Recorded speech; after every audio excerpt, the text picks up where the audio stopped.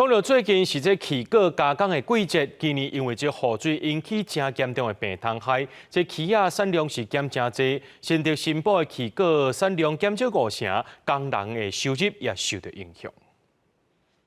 它这个小黑点，它就是那个东方果实蝇啊，它叮到的，所以它叮到的话两三天它就变红了，接着的话到第4天、6天它就掉下来。乌一点一点的定点，拢是互蜂仔定的。树仔顶的枝仔有一半以上，表面拢出现同款的状况。今年因为雨水高，出现大量的病虫害，枝仔的产量减少一半，互农民感觉实在真无奈。1公顷多的话，能够采到差不多2万斤啦。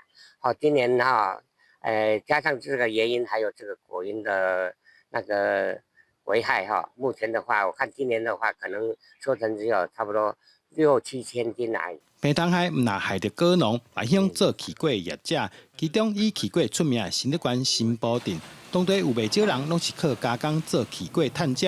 如今奇亚产量大减，也互因的收入减1/3，超过1/3耶。那也没办法，因为今年的柿子又下雨又干旱，一下下雨一下干旱很难防治那个。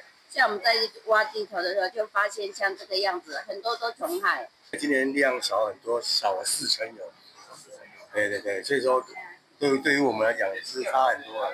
业者表示，今年奇果因为产量减少、成本起价的关系，市面上的价格平均卖对咧起5块到10块。今年收成比永过较歹，对靠天食饭的农民、甲做加工的工人来讲，拢是上直接的影响。记者杜君和新竹报道。